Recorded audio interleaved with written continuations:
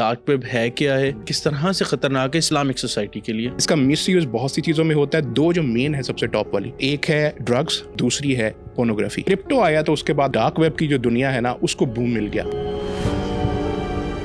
वो वाली पोर्नोग्राफी की बात नहीं हो रही जो पोर्नोग्राफी आम आवाम की रसाई में होती है, वो चाइल्ड पोर्नोग्राफी है। लीक्स होती हैं, वो खुद करवाते हैं ज्यादातर। किसी की डेथ की खबर, वीडियो लीक, ये भी बहुत वायरल जाती है। मुसलमान हार नहीं रहे हैं, मुआशरे के अंदर फहाशी फैला दी जाए तो मुसलमानों का जवाल शुरू हो जाएगा। जो पोर्नोग्राफिक वेबसाइट्स हैं पूरी दुनिया में चलने वाली, इनके 75% से ज्यादा जो ओनर्स है वो जूइश हैं। क्या मकसद हो सकता है? पोर्नोग्राफी बना रहे हैं, उसकी वजह ये है लोगों के माइंड्स को कंट्रोल करने के लिए, आपका डिफीटेड माइंडसेट बनाने के लिए, चीजों के अंदर उलझा देने के लिए, जिससे आपकी जिंदगी बिल्कुल 0 + 0 = 0 हो जाएगी।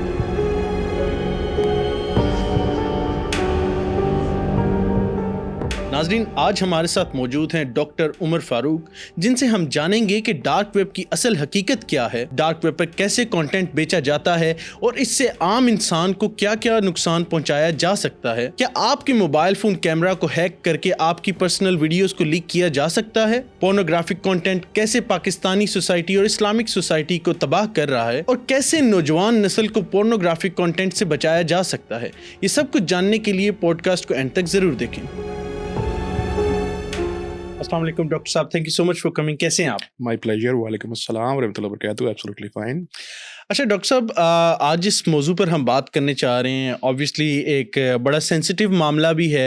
अगर हम इस्लामिक सोसाइटीज़ को देखते हैं, जिस तरह से हम आगे बढ़ रहे हैं, तो टेक्नोलॉजी भी इस तरह से आगे आ रही है और जो सेलफोन्स हैं उसमें तकरीबन हमारे पास एक्सेस है हर चीज़ के लिए। टेक्नोलॉजी के लिहाज से हम अगर देखते हैं चीज़ों को, तो सर डार्क वेब और पोर्नोग्राफी, इसके ऊपर हम बात करेंगे। पहले तो मुझे बताएं कि सर ये डार्क वेब है क्या है और ये सोसाइटी के लिए किस तरह से ख़तरनाक है, स्पेशली इस्लामिक सोसाइटी के लिए। देखें, सबसे पहले तो जो डार्क वेब है, necessarily it shouldn't have to be bad. मतलब इसका एक बहुत नेगेटिव इम्पैक्ट तो है, इसमें नेगेटिवली यूजेज भी है। मुस्लिम सोसाइटीज़ के अंदर ज़ाहिर है बहुत सी ऐसी खराबियां पाई जाती हैं, जिनमें से एक ये है, इसमें शक नहीं है। डार्क वेब असल में एक एम्बेडेड वर्जन ऑफ वेबसाइट, एक वेब है जो कि ओपन सोर्स नहीं होता। मतलब फॉर एग्जांपल आपको डार्क प्लस एक डीप वेब भी होती है, उसके अंदर भी ओपन सोर्स आपको अवेलेबल नहीं होता एक आम यूज़र को। फॉर एग्जांपल आप अपनी कोई बैंक ऐप ओपन करते हैं, वो भी एक वेबसाइट का लिंक है। क्या आप किसी को शेयर करेंगे तो क्या आपकी सेम अकाउंट डिटेल्स किसी को शो होंगी? नहीं होंगी। That is deep web. So that is not dark. Although इसके अंदर लेयरिंग की जाती है, मतलब जितनी लेयर्स एडिड होंगी उतनी नीचे नीचे जाती जाएगी वेब, और वो डार्क होती जाएगी। मतलब जो चीज़ आपको जाहिर होने से थोड़ी सी दिक्कत पेश आनी शुरू हो जाए, फॉर एग्जांपल इसकी जो सिक्योरिटी की लेयर्स हैं, वो जितनी जितनी आप ज़्यादा डालते जाएंगे उतनी उतनी चीज़ डार्कनेस में जाती है। तो ये जो डार्क वेब है वो उतनी ही डार्क एम्बेडेड जो है फॉर्म ऑफ सिक्योरिटी है बेसिकली, जो कि मुख्तलिफ चीज़ों के लिए यूज़ होती है। ज़ाहिर है सबसे पहले जो इसका यूज़ था वो तो सिक्योरिटी पर्पसेस के लिए था। जो एजेंसीज होती हैं, आपको पता है दुनिया की खुफिया एजेंसीज होती हैं, अमेरिका की CIA है, इसी तरह से FIA, यहाँ पर CIA है पाकिस्तान की, ISI वगैरह, ये सब यूज़ करते हैं। तो जैसे मैंने शुरू में कहा कि necessarily doesn't have to be bad, usage पर डिपेंड करता है कि ये किस काम के लिए इस्तेमाल हो रही है। ठीक है। इसका जो काम, जैसे आपने शुरू में जिक्र किया, इसका गलत इस्तेमाल भी हो रहा है, इसमें कोई शक नहीं है। अच्छा इस्तेमाल भी है, जैसे जो अच्छी एजेंसीज हमारी सिक्योरिटीज़ के लिए काम कर रही हैं, उनको अपने जो मामलात हैं उनको चलाने के लिए डार्क वेब की ज़रूरत पड़ती है, इसमें कोई शक नहीं है। अब डार्क वेब के ऊपर फ़र्क बेसिक यही होता है कि जो ब्राउज़र होता है आपके पास, जो कि ओपन एक्सेस आपको मिल जाता है, क्रोम मिल जाता है, पुराने दौरों में एक्सप्लोरर होता था, वो है आम आवाम के लिए, जिसको ओपनली आप इजीली एक्सेस कर सकते हैं। दूसरा एक डीप आपको वर्जन मैंने बताया, जो कि स्पेसिफाइड लिंक होता है, जो कि सिर्फ उसी वेबसाइट के ओनर जो है वो आपको डैशबोर्ड भी उसका दे सकता है। फॉर एग्जाम्पल वेबसाइट के डैशबोर्ड्स होते हैं, वो भी आपके लिए डीप होते हैं, वो भी ओपन नहीं होते। इसी तरह से जो डार्क है, now the dark web is basically जो इसको बना रहा है वो उसको कस्टमाइज अपने मुताबिक कर रहा है।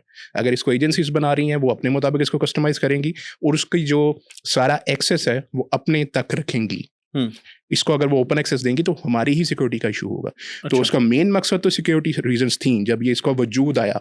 लेकिन अब उसके बाद जाहिर है अनियन वगैरह ब्राउजर्स के आने के बाद, ब्राउजर सुने हैं मैंने जी, वो डार्क वेब में यूज होता है। उनके आने के बाद असल में इसका एक्सेस जब आम लोगों तक गया है चीज़ों का, आपको पता है शुरुआत में GPS जो है ना, GPS ग्लोबल पोजिशनिंग सिस्टम, ये जो टेक्नोलॉजी थी ये भी सिर्फ और सिर्फ अमेरिका ने अपने तक रखी हुई थी। ये सिर्फ नासा को उन्होंने इसका दिया हुआ था सैटेलाइट, चूंकि आपको पता है ग्लोबल पोजिशनिंग सिस्टम है, वो उनके लिए सिर्फ अपनी एजेंसीज के लिए वो यूज़ करते थे। आहिस्ता आहिस्ता 90s के बाद आते आते उन्होंने इसका बड़ी मुश्किल से एक्सेस लोगों को देना शुरू किया, और फिर शुरुआत में टैक्सीज के लिए यूज़ हुआ, नेविगेशन के लिए यूज़ नहीं शुरू हुई। तो शुरू में हर चीज़ वो रखते हैं अपने लिए, स्पेसिफाइड रखते हैं। डार्क वेब का जो फिर आम आवाम तक रसाई हुई, शुरू में उन तक थी, फिर आम आवाम तक आई, फिर इसका मिसयूज शुरू हो गया। और जैसे आपने शुरू में बात की, इसका मिसयूज बहुत सी चीज़ों में होता है। दो जो मेन है सबसे टॉप वाली, वो एक है ड्रग्स और दूसरी है पोर्नोग्राफी। ये एक इसका अनफॉर्चुनेट पहलू है कि जिस चीज़ का भी आपको पता है अच्छा यूज़ हो सकता है, it depends on the usage, उसका गलत भी यूज़ हो सकता है। ठीक है। अच्छा सर, मुझे ये बताएं कि एक आम इंसान है, तो उसके लिए ये डार्क वेब कितनी खतरनाक है? क्या उसकी ज़िंदगी में कोई इम्पैक्ट क्रिएट कर सकती है डार्क वेब? देखें, इसमें ये मैं कहूँगा आम इंसान को इससे कंसर्न होने की ज़रूरत नहीं है फ़िलहाल के लिए, अच्छा। जब तक कि वो खुद उसकी रसाई हासिल करने की कोशिश नहीं करता। अगर वो कोशिश करेगा तो फिर उसके लिए वो प्रॉब्लम बनेगी। फॉर एग्जांपल, बहुत से मुल्कों के अंदर ये ऐसा भी चलता है, बहुत से ऐसे मुल्क जहाँ पर पॉलिटिकल स्टेबिलिटी नहीं है, वहाँ पर कुछ लोगों को, आपको पता है, ये हिटमैन्स को हायर करने के लिए भी डार्क वेब को यूज़ किया जाता है। अच्छा। और वहाँ पर लोगों की सुपारी दे दी जाती है, और वहाँ पर डार्क वेब के जरिए ऐसी पेमेंट्स, और इसका जो पेमेंट का जो फॉर्मेट है, डार्क वेब इससे पहले इतनी कारगर नहीं थी जितनी क्रिप्टो के आने के बाद हुई है, क्योंकि पेमेंट्स का जो मेथड था वो लोगों के पास नहीं था। या तो कैश था, या हुंडी वाला था, या फिर आप बैंकिंग ट्रांजेक्शन करेंगे तो पकड़े जाएंगे। क्रिप्टो आया तो उसके बाद आकर ये जो सारी डार्क वेब की जो दुनिया है ना, उसको बूम मिल गया। अच्छा, बूम मिल गया क्योंकि आपके पास एक मैकेनिज्म आ गया ना, आपके पास जो मनी ट्रांसफरिंग मैकेनिज्म इतना सिक्योर्ड आ गया कि उसकी रसाई किसी को नहीं है। आपके वॉलेट में क्या, मुझे क्या पता, आप किसी पूरी दुनिया को नहीं पता। इतनी इंक्रिप्शन है क्रिप्टो के अंदर। तो इंक्रिप्शन बेसिकली ही इसका कॉज बनी कि इसका जो बूम आया लोगों के यहाँ, फिर उनका मिसयूज शुरू कर लिया। इसी तरह से मैंने कहा, हिटमैन इसको हायर करते हैं, लोगों के अंदर ये उनको कंसर्न हो सकता है, अल्लाह ना करे किसी के ऊपर ये वक्त आए, लेकिन कुछ लोग इस तरह की ये शरारतें करते हैं, लोगों को हिटमैन्स को हायर करके, लोगों को ज़्यादा को, ये ज़रूरी नहीं है कि किसी को नाउज़ुबिल्लाह को नुकसान पहुंचाएंगे, धमकियों के लिए किसी को हायर कर लिया कि वहां पर जाना, बाहर फायर कर देना, और ये वो धमका दिया किसी को, इसके लिए लोगों को इससे कोई नुकसान पहुंच सकता है। इसी तरह से ड्रग्स हैं, उसकी जो लेन देन है, उसके लिए भी डीलिंग्स डार्क वेब के ऊपर होती हैं, वहाँ पर बिकती है, और उसके बाद जाहिर है कि उसकी पेमेंट का जो मेथड है वो क्रिप्टो है। क्रिप्टो के जरिए से इन चीज़ों से वो उसकी पेमेंट्स कर देते हैं। और फिर तीसरा इसका इम्पैक्ट है वो पोर्नोग्राफी है। और ये वो वाली पोर्नोग्राफी की बात नहीं हो रही जो पोर्नोग्राफी आम आवाम की रसाई में होती है, जो आम लोग एक्सेस कर पाते हैं। ये दूसरी स्पेसिफाइड टाइप की पोर्नोग्राफी होती है, जो कि कस्टमाइज्ड पोर्नोग्राफी जिसको कहते हैं। एक टर्मिनोलॉजी है आजकल की दुनिया में, उसको कहते हैं एंटरप्रेन्योरियल पोर्न। ये वो पोर्न होता है, पोर्नोग्राफी की टाइप होती है, जो कि ओनली फैंस वगैरह आपको पता होगा। ओनली फैंस का जो एक प्लेटफॉर्म है, मजे की बात है, ये भी इसके लिए नहीं था। अच्छा, ये भी बड़ा एकेडमिक टाइप एक प्लेटफॉर्म था, लोगों की एजुकेशन के लिए। इसको YouTube की तरह का था, आप एज ए क्रिएटर वहां पर हैं तो इन रिटर्न आपको पे करते हैं। एग्जैक्टली आप अपनी सब्सक्रिप्शन भेज सकते थे, और $50 तक आप अपनी सब्सक्रिप्शन, कोई भी 5 से लेकर 50 तक कोई भी बेच सकता था, अच्छा कंटेंट बनाकर दे सकता था। लेकिन चूंकि इसके अंदर रेगुलेशन नहीं थी कि आपने इसकी न्यूडिटी को किस हद तक लिमिट करना है, तो उसके अंदर फिर लोगों ने मिसयूज भी शुरू कर लिया इसका। तो ओनली फैंस का यूज भी जो था वो गलत नहीं था, लेकिन इसका गलत कर दिया गया, बना दिया गया। तो जो ओनली फैंस के ऊपर जो पोर्नोग्राफी थी, वो एंटरप्रेन्योरियल पोर्न है। ये वो पोर्न है जो कि कस्टमाइज्ड है, आपकी मर्जी, आपकी मंशा और आपकी नीड्स के मुताबिक लोगों को प्रोवाइड किया जाता है। सही। ये वाला ही जो इसका वर्जन है वो डार्क वेब पे है। लेकिन बहुत इंटेंस है, बहुत इंटेंस। यहाँ पर तो फिर भी कुछ जो है ट्रिगर्स इन्होंने रखे हुए हैं ओनली फैंस या इन किस्म की वेबसाइट्स के ऊपर, जो आपको रोकते हैं चाइल्ड पोर्नोग्राफी से, जो आपको रोकते हैं लाइक ज़बरदस्ती या इस किस्म की किसी चीज़ करने से। कंसेंशुअल हो तो वो उसको अलाउ करते हैं वो लोग, उनका ऐसा ही कल्चर है। लेकिन यहाँ पर डार्क वेब के ऊपर कोई रेगुलेशन नहीं है। डार्क वेब के ऊपर आप इसको रेगुलेट ना तो कोई करने वाला है, ना कोई किसी के अंडर आता है। यहाँ पर कुछ भी चलता है। सबसे ज़्यादा अनफॉर्चुनेटली जो चीज़ यहाँ पर बिकती है पोर्नोग्राफी के ज़िमन में, वो चाइल्ड पोर्नोग्राफी है, जो कि यहाँ पर भी अनफॉर्चुनेटली हो रही है। डॉक्टर साहब, उस तरफ मैं आता हूँ पोर्नोग्राफी के ऊपर। फिल वक्त मैं चाहता हूँ कि हम डार्क वेब को थोड़ा सा एक्सप्लोर करें। डार्क वेब पर सुना ये गया है कि एक रेड रूम के टाइप से एक रूम बना होता है, टॉर्चर सेल बने होते हैं, कैमरा प्लेसिंग होती है, और कई औकात पे ये भी देखा गया है कि जो मतलब एक फूड सर्व किया जाता है, उसके अंदर मतलब अगर 2 बंदों को किडनैप किया गया, एक को काट के उसी की ही इंटेस्टाइन या इस तरह की वीडियोस लीक हो जाती हैं, कुछ आ जाती है आम आवाम की रसाई में। तो ये सर, ये क्या है? तो अथॉरिटीज कहाँ है? अगर ये सारा कुछ हो रहा है तो ये हो कहाँ पे रहा है? असल में प्रॉब्लम हमारे माशरे की कुछ यूं है कि बहुत सी चीज़ें जो कि पहले फिक्शन में होती है ना, फिक्टिशियस होती हैं, आहिस्ता आहिस्ता माशरे में वो ही चल के हकीकत बनना शुरू हो जाती हैं। फिक्शन से मेरी मुराद है मूवीज़। फॉर एग्जांपल, आपने जिन चीज़ों का भी जिक्र किया क्या ये स्क्विड गेम के अंदर नहीं है? क्या ये फ़िक्शन के अंदर आपने एलिस इन बॉर्डरलैंड जैसी सीरीज़ के अंदर नहीं देखी? उसके अंदर बेइंतहा इस किस्म की चीज़ें पाई जाती हैं। उसके अंदर कोई वहाँ पर रेगुलेशन की कोई बात नहीं करता। बात ये है कि इस कदर एक्सट्रीम किस्म की वहाँ पर चीज़ें जो फ़िक्शन में आपको एज़ एंटरटेनमेंट पेश की जा रही हैं। आपको ऑलरेडी आपके माइंड को वो हाई दे दिया गया है कि इंसान का हकीकत में वो काम करने का दिल करे।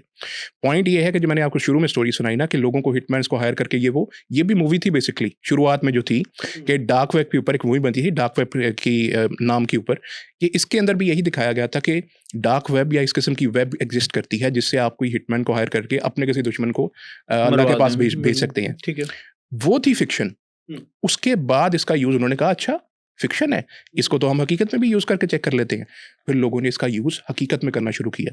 ये जो आप टॉर्चर रूम्स या रेड रूम्स की बात कर रहे हैं ये भी इसी तरह से हैं जैसे हकीकत में ये फिक्शन में हमने मूवीज में देख लिया कुछ सीरीज जो हैं ये जैसे मैंने स्क्विड गेम का जिक्र किया इसके अंदर बेइंतहा का वायलेंस दिखाया गया। ऐसा वायलेंस जो कि आम एक सेन माइंड रखने वाला बंदा उसको आज से 20-30 साल पहले वो सोच भी नहीं सकता था कि ऐसा मैं एंटरटेनमेंट के लिए देखूंगा ऐसा वायलेंस। उस वायलेंस को दिखाया गया आम आवाम के लिए वो चीज़ हो गई कि ओके एक्सेप्टेबल है for the sake of entertainment हो सकता है कर सकते हैं कोई बात नहीं है। आहिस्ता आहिस्ता वो चीज़ फिर हकीकत में माशरे के अंदर सोसाइटी के अंदर आनी शुरू हो गई और फिर इन चीज़ों का वजूद आना शुरू हुआ जिसके अंदर आपने कहा टॉर्चर सेल्स रेड रूम्स बनते हैं लोगों को अपनी उस हाई को पूरा करने के लिए। फिक्शन में देख लिया आप क्या करेगा आपको पता है कोई ड्रग अडिक्ट होता है पहले दिन से वो कोई चरस फूकना नहीं शुरू कर देता पहले दिन वो सिगरेट पीता है।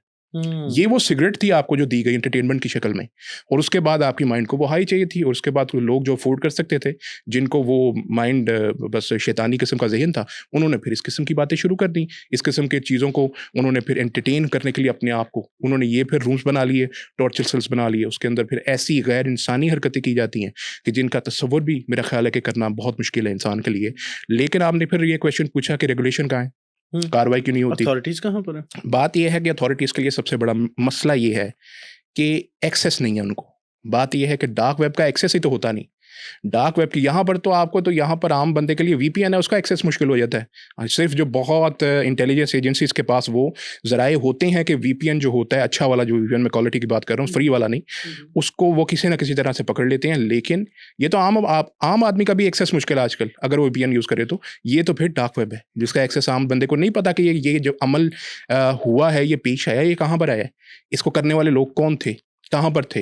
और ज़्यादातर लोगों ने जाहिर है कि अपनी आइडेंटिटी को वहाँ पे शो किया भी नहीं होता। आपको पता है कुछ वही चीज़ फिर बाद ले दे के बाद आ जाती है जैसे फिक्शन में स्क्विड गेम के अंदर वो मास्क वगैरह पहन लेते थे जो वो भी उसी तरह से मास्क पहने तो आइडेंटिटी शो नहीं होती और आपका जो लिंक वेब एक्सेस है वो भी नहीं आपके पास हो सकता। तो आप क्या कैसे पकड़ेंगे उनको क्या करेंगे अनलेस को आपको हकीकत में मुखबरी मिले हकीकत में आपको ऑन ग्राउंड मुखबरी मिले कि ये काम इस जगह पे होता है। आपको पता ना ये कसूर ये वाले रीजन के अंदर जी मैं उस तरफ ही आना चाह रहा था डॉक्टर साहब कि ये तो आपने बड़ा अच्छा एक्सप्लेन किया वो सारी चीज़ें आपने रेड रूम और वो सारा कुछ ठीक है। ये सारा कुछ हमने देख लिया ये सारा कुछ हमने देखा है इंटरनेशनल कॉन्टेक्स्ट में तो इन चीज़ों को हम बड़े अच्छे से समझते हैं। पाकिस्तानी कॉन्टेक्स्ट में अगर हम देखें डार्क वेब को और इन सारी चीज़ों को तो उसको कैसे देखते हैं? यहाँ पर डार्क वेब के अंदर जो सबसे ज़्यादा इसका यूज़ है ना वो पोर्नोग्राफी के लिए नहीं है वो ड्रग्स के लिए है। इसके ऊपर जो पैसे का रेल पेल है पैसे की रेल पेल वो ड्रग्स में ज़्यादा है क्योंकि अनफॉर्चुनेटली यहाँ पर यूनिवर्सिटीज़ में कॉलेजेस में कोई पॉन तो नहीं बढ़ा रहा लेकिन ड्रग्स सब ले रहे हैं। तो ड्रग्स की आमदोरफ़ ड्रग्स का लेन देन यहाँ पर बहुत ज़्यादा चलता है। पोर्नोग्राफी के लिए आपको पता है जैसे मैं जिक्र कर रहा था आगे कि कसूर के अंदर ये बहुत बार हमें खबरें सुनने को मिलती हैं यहाँ पर इस किस्म के वाक़यात। और आपको पता है ज़ैनब बच्ची का वाक़या हुआ था उसके बाद भी इसके जो लिंक्स थे एक हमारे बहुत अच्छे सहाफ़ी हैं डॉक्टर शाहिद मसूद उन्होंने सबसे पहले इसका जिक्र किया था ज़ैनब केस के बाद कि इसका उन्होंने खदशे का इजहार किया था कि ये रिलेटेड है डार्क वेब से। ये जो इशू है ये मुझे इसका खदशा है। ज़ाहिर है उनका फिर केस कोर्ट में गया सुप्रीम कोर्ट की जो लाहौर रजिस्ट्री है वहाँ पर वो पेश भी हुए और वो ज़ाहिर है कि वो चीज़ें ऐसी होती हैं अनफॉर्चुनेटली वो आप साबित नहीं कर सकते। फिर डॉक्टर शाहिद मसूद साहब को माफ़ी मांगनी पड़ गई थी। तो बहरहाल ये इशू हो जाता है इसलिए आप मुँह से कोई बात नहीं निकाल पाते। तो हम भी ज़रा एहतियात से ही बोलेंगे ये चीज़ें हैं ही ज़रूर। इन चीज़ों का जिक्र बहुत से इन्वेस्टिगेटिव जर्नलिस्ट ने किया है लेकिन इनको साबित करने के लिए आपको जैसे मैंने आगे कहा आपको ऑन ग्राउंड मुखबरी चाहिए एविडेंस बड़ी मुश्किल हो जाती है सर। देखें कि अगर तो लेट्स से कि कसूर एक अच्छा शहर है लेकिन मैं कहूँगा कि अगर लाहौर के कंपैरेटिव उसको देखें कंपैरेटिवली जो एक छोटा शहर है अगर एक छोटे शहर के अंदर इस तरह का वाकया हो रहा है तो एक मतलब डेवलप सिटी में या बड़े शहर में मेट्रोपॉलिटन शहर में कराची लाहौर इस्लामाबाद उनमें क्या कुछ हो रहा होगा? इसमें तो कोई शक ही नहीं है कि जो बड़ी मेट्रोपॉलिटन सिटीज़ हैं, उनके अंदर क्राइम बहुत ऑर्गेनाइज़्ड है। इतना ऑर्गेनाइज़्ड है कि जितना शायद कस्बे, देहात, टाउन्स के अंदर नहीं होता। वहाँ पर असल में करना आसान है। यहाँ पर ऑर्गेनाइज़ इस किस्म का हुआ होता है कि आप उसको पकड़ नहीं पाते। वही बात है कि आपको, मैं एट द एंड फिर कहता हूँ, यहाँ पर सब इंटेलिजेंस एजेंसीज़ की जो मुखबर, पुराने ज़माने का जो तरीका नहीं था कि किसी भी मुजरिम को पकड़ने का, मुखबर होगा तो पकड़ा जाएगा। बात ये है कि वो उन एरियाज़ में जहाँ पर डाउट है, हमारी एजेंसीज़ को, और बहुत अच्छा काम कर रही हैं आजकल माशाल्लाह। अल्लाह ताला इसी तरह से इनको जारी रखे। लेकिन वही बात है कि जो ये ऑफ़िसर्स हैं, जिनकी अपनी ज़ाती तौर पे इन्होंने अपनी ज़ाती जेब से मुखबर रखे होते हैं, इनकी अपनी ज़िरा से उनको जो है वो उनको देते भी हैं। उनको ये बहुत बड़ी उनकी ज़िम्मेदारी होती है कि मैंने अपने एरिया से क्राइम ख़त्म करना है। तो ये वही मुखबर आपको फिर गाइड करते हैं कि भाई इधर जाते हैं, यहाँ पे कुछ होता है, इस एरिया में ये घर मुझे मशकूक लगता है। फिर वहाँ पर कुछ ना कुछ पकड़ा जाता है, पकड़े भी जाते हैं लोग। यहाँ पर बहुत सी ऐसी चीज़ें हैं जो कि वीडियोज़ कितनी बरामद होती है। आप आए दिन केसेस सुनते हैं कि पोर्नोग्राफिक कंटेंट जो है लोगों के डिवाइसेस से मिला है, पता नहीं होता। तो बंदे का फ़ोन चेक करती हैं एजेंसीज़, तो उसके अंदर से पोर्नोग्राफिक कंटेंट निकल आता है इतना ज़्यादा, तो फिर पता चलता है ये तो ये काम कर रहा था। अच्छा सर, ये आपने बड़ी अच्छी एक बात की, मैं चाहूँगा कि इसकी तरफ मैं आपकी तवज्जो दिलाऊँ, और एक ही चीज़ मैं आपके हाईलाइट करता हूँ कि जिस तरह आपने वीडियोज़ का ज़िक्र किया। अच्छा, पहले मैं क्वेश्चन करने से पहले मैं थोड़ी-सी एक चीज़ को थोड़ा-सा बता देता हूँ, ताकि समझने में भी आसानी हो, देखने वालों के भी और आपके लिए भी, जी, जी। कि आजकल एक बड़ा पिछले कई एक साल से वीडियो लीक्स का बड़ा एक वो चला है। हर दूसरे बंदे की जी वीडियो लीक्स। एग्ज़ैक्टली। आज एक बंदे को हाइप मिली, 2 दिन बाद उसकी वीडियो लीक्स का मामला बन गया। 2 दिन बाद किसी की हाइप बनी, उसकी वीडियो लीक्स। अब मैं नाम नहीं लेना चाहूँगा बड़े टिकटॉकर्स का, बड़े जी, जी। यूट्यूबर्स का, सबके साथ ही मतलब मिले हुए, चाहे वो लड़का हो, चाहे वो लड़की हो। एग्ज़ैक्टली। अब सवाल सर मेरा ये है कि क्या इसके अंदर कोई डार्क वेब का रोल है? उसका तनाज़ुर में मतलब ये कहूँगा कि अगर आपके पास लेट्स से एक सेल फ़ोन है और उसके अंदर मैंने अपनी कोई ऐसी वीडियो या पिक्चर, वैसे तो बनानी नहीं चाहिए, लेकिन लेट्स से मैंने अगर रखी हुई है, ठीक है। तो क्या कोई डार्क वेब के थ्रू मेरा सेल फ़ोन एक्सेस कर सकता है? क्या मेरा कैमरा एक्सेस कर सकता है कि मैंने तो अपने सामने फ़ोन रखे हैं या मैंने शावर लेते हुए मैंने सामने रख लिया, और वो कोई कैमरा उसको डार्क वेब के थ्रू एक्सेस करके उसको आईपी के थ्रू हैक कर ले और वो सारी चीज़ें रिकॉर्ड करके उसके बाद उसको वो कर दे? अच्छा, ऐसा पहले हो तो सकता है? आपने जो वीडियो लीक्स का ज़िक्र किया था, सर। उसमें एक जो मेरी ज़ाती राय है, इससे इख्तिलाफ भी किया जा सकता है, जिनकी लीक्स होती हैं वो खुद करवाते हैं ज़्यादातर। अच्छा। अनफॉर्चुनेटली 2 फिनोमिनन ऐसे हैं सोसाइटी में, 2 फिनोमिनन। एक अनफॉर्चुनेटली किसी की डेथ की खबर, वो बहुत वायरल जाती है, वायरल जाती है। और एक वीडियो लीक, ये भी बहुत वायरल जाती है। ये 2 चीज़ आपको पता है, कुछ कंटेंट क्रिएटर्स इस किस्म की डेथ की न्यूज़ भी अपनी चलवा देते हैं कभी-कभी, और कभी-कभी लीक्स भी करवा देते हैं, जिनको लग रहा होता है ना कि मेरा ज़रा वो एल्गोरिदम ज़रा सपोर्ट नहीं कर रहा मुझे, तो वो ट्रैफिक उनकी तरफ जानी शुरू हो जाती है, किसी की लीक आ जाएगी। ज़्यादातर ये एक कह लें कि बस एक स्टंट होता है, प्रमोशनल टूल है, स्टंट है, जो कि खुद किया जाता है। हाँ, लेकिन इसके अंदर क्या आपने कहा डार्क वेब से या किसी तरह से हैक हो सकता है डिवाइस, किसी का भी हो सकता है। इसमें सिर्फ एक डिवाइस है जिसके बारे में मैं लाइक यकीन से तो नहीं, लेकिन इतना कह सकता हूँ कि उसको बहुत औखा है काम ये करना। वो डिवाइस है वर्टू मोबाइल है, जो कि ग्रेट ब्रिटेन ने बनाया है, इंग्लैंड ने बनाया है। ये आईफ़ोन जो है ना, ये आम आवाम के लिए रखा हुआ है, अच्छी चीज़ उन्होंने अपने लिए रखी हुई है। उसकी लेकिन प्राइस बहुत ज़्यादा है, पाकिस्तानी को 5 मिलियन का आता है वो फ़ोन। वर्टू मोबाइल उसका नाम है। उसको चूँकि उन्होंने उसकी एन्क्रिप्शन इस किस्म की है, उसको हैक करना किसी के कर भी ले तो उसका कर कुछ नहीं सकता। हर एक पॉइंट के ऊपर एन्क्रिप्शन लगाई हुई है। बाकी जो आम फ़ोन है, एंड्रॉयड एंड आईफ़ोन, अगर आपने किसी लिंक पे क्लिक कर लिया, हैकिंग लिंक के ऊपर, आप कॉम्प्रोमाइज़ हो गए, आपकी डिवाइस कॉम्प्रोमाइज़ हो गई। आपने किसी भी ऐसी बात किसी जगह पे वेबसाइट को खुद एक्सेस कर लिया जाकर, फॉर एग्जांपल हम बेध्याने में बहुत सी गूगल पे लिखा, वेबसाइट के ऊपर किसी चीज़ को सर्च कर रहे हैं, कहीं पे भी क्लिक कर दिया। आपको नहीं पता वो मैलवेयर है, आपको नहीं पता उसके पीछे कौन बैठा हुआ है, आपको नहीं पता उसका क्या नियत से उसने ये लिंक रखा हुआ था। सर, इसके अंदर एक और चीज़ मैं बताऊँ, जी। एक और चीज़ बड़ी आती है, एक टर्म्स एंड कंडीशन। जी हाँ, जी हाँ। हम टर्म्स एंड कंडीशन वो भी पढ़ते नहीं नहीं, हम ऐसे स्क्रॉल किया दे और देते हैं, एग्री करके एग्री तो कर आगे देते हैं, हम एग्री आगे कर चले देते गए। हैं। उसके अंदर कुछ भी हो सकता है। कभी-कभी पॉपअप्स जो होते हैं ना, पॉपअप एड्स। पॉपअप उनके अंदर भी वायरस होता है। वायरस भी हो सकता है, ऐसी? जो आपकी डिवाइस को कॉम्प्रोमाइज़ करता है। कभी पॉपअप के अंदर भी हैकिंग लिंक होता है। मज़े की बात है। आप ये कोशिश करें कि जभी भी एंड्रॉयड यूज़र्स को तो थोड़े से ज़्यादा वल्नरेबल होते हैं, क्योंकि आप एंड्रॉयड में एपीके फ़ाइल को स्टोर कर सकते हैं, आईफ़ोन अलाउ नहीं करता। ये आईफ़ोन में थोड़ी-सी ये सिक्योरिटी का आप कह लें कि एक लेयर ज़्यादा है कि आप अनवांटेड जो सॉफ्टवेयर्स हैं, वो आईफ़ोन अलाउ नहीं करेगा। तो लेकिन जो एंड्रॉयड फ़ोन्स हैं, उनके अंदर ये सारी जो चीज़ें हैं ना, हाँ, अगर आप मुझे ये पूछेंगे कि क्या ये जो हमारी जो ये एप्लीकेशंस है, व्हाट्सऐप, फेसबुक, मैसेंजर, इंस्टाग्राम, ये चीज़ें क्या ये कॉम्प्रोमाइज़ हो सकती हैं? इनकी देखें एंड टू एंड एन्क्रिप्टेड है। पहली चीज़ है कि ये जब तक आप किसी के साथ अपना कोड शेयर नहीं करेंगे, आपने 2 फैक्टर वेरिफिकेशन लगाई, जिसने नहीं लगाई वो लगा ले, जिसने लगाई हुई है वो कोड शेयर कर भी देगा तो वो कुछ नहीं कर सकता। अच्छा सर, मैं ना इसके अंदर एक जी। चीज़ बड़ी ऐड करूँगा, एक पर्सनल एक्सपीरियंस, मतलब ऑब्वियसली देखने वालों के लिहाज से भी एक अवेयरनेस, क्योंकि बात हो रही थी, तो मैंने ये सोचा कि मैं एक पर्सनल एक्सपीरियंस शेयर Sure. करूँगा जो कि मेरे साथ बिल्कुल। हुआ। ये कि सुनी सुनाई बात नहीं है, ये मेरे अच्छा। अपने ज़ाती तौर पर मेरे सही। साथ हुआ कि एक वेबसाइट पर मैं गया, मतलब एक वो वीडियो डाउनलोड करने के लिए था, यूट्यूब की वीडियो एक मैं डाउनलोड करना चाह रहा था, वहाँ पर ये पॉपअप ऐड आया। अब मैंने क्लिक किया उसको, वो ओपन हो गया। सही। अब वहाँ पर लिखा योर लिंक इज डाउनलोडिंग, अच्छा। If you want to continue, yes. Okay. मैंने मतलब आई थॉट कि ओके, डाउनलोड करने के लिए मैंने यस कर दिया। ठीक है। अब वो थोड़ी देर बाद मुझे पता चला कि इट्स अ फेक पेज, अच्छा। और मुझे रीडायरेक्ट करके इसने आगे भेज दिया ऐड ने। मैंने उसको क्लोज कर दिया, मैं अपने काम करता रहा, मेरा डिवाइस जब तक एक्टिव रहा कुछ भी नहीं हुआ, नॉर्मली चलता रहा। जब मैं सोया उसको रात को 2-2:30 बजे रख के, तो 6 बजे मेरा फेसबुक अकाउंट, अच्छा। जो कि लॉगिन था, सही। मेरा जीमेल सारा कॉम्प्रोमाइज हो चुका हुआ था। सुबह रिकवरी मेल्स आई और वो रिंग नहीं हुई। सही। उसने मेरी रिकवरी मेल चेंज कर दी, मेरा ईमेल एड्रेस चेंज कर दिया, मेरा फोन नंबर उसने चेंज कर दिया, 2 स्टेप वेरिफिकेशन खत्म कर दी उसने। अच्छा। सारा कुछ। और उसने जो पासवर्ड था वो यूएसबी में ले लिया, जो अच्छा। अगर कोई मतलब ऑब्वियसली जीमेल यूज करने वाले लोगों को पता होगा कि उसने पासवर्ड जीमेल का अपनी यूएसबी में ले लिया, और मतलब I was not able to access that account, और इसके ऊपर जीमेल सपोर्ट भी कुछ नहीं कर सकी, और फेसबुक ने भी सपोर्ट ने कुछ नहीं कर सका। दे सेड कि इट्स नॉट योर अकाउंट। तो मतलब इतनी रैंसमवेयर के ऊपर नहीं लाया आपको वो? आई डोंट नो क्या रैंसम हुआ। असल में होता ये है कि ये जो इस किस्म की कार्रवाई जो बंदा करता है ना, हैकर, उसकी आखिरी जो पॉइंट होता है ना वो ये है कि वो आपको रैंसमवेयर के ऊपर लिया। रैंसम मतलब रैंसम जो कह ले कि वो पैसे होते हैं, वो मांगते हैं आपका अकाउंट्स वगैरह वापस करने के लिए। ऐसा मजे की बात है, लाहौर की एक बहुत फेमस यूनिवर्सिटी है, मैं नाम नहीं लेता उनका पूरा सिस्टम हैक हो गया था, सारे का सारा डाटा।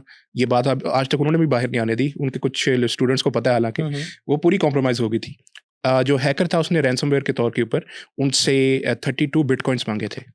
उस वक्त उसकी प्राइस थी बिटकॉइन की 48 करोड़ के करीब, जो उन्होंने यूनिवर्सिटी से, क्योंकि सारा डाटा कॉम्प्रोमाइज हो गया है, सारी स्टूडेंट्स की डिटेल थी उसके अंदर, और उन डिटेल्स को जो है जाहिर है कि वो यूनिवर्सिटी की सारा खजाना ही वो होता है, इसलिए उसने सारा उसका डाटा जो है वो उसका रख लिया था, और उसके पे जाहिर है कि मामला किसी तरह से सेटल हो गए, जो कि ओपन नहीं हो पाते। इसी तरह से कुछ यूट्यूब चैनल्स को, जो कि ज़ाहिर है आपका भी चैनल है, बहुत से चैनल, मैं ऐसे यूट्यूब चैनल्स को भी जानता हूँ जिनको इसी तरह से उनका चैनल हैक किया गया। आपको पता है यूट्यूब चैनल कितने हैक होते हैं आजकल? बिल्कुल होते हैं, बिल्कुल हैक होते हैं, और उसके बाद वो कैसे वापस करते हैं? पैसे लेकर वापस करते हैं।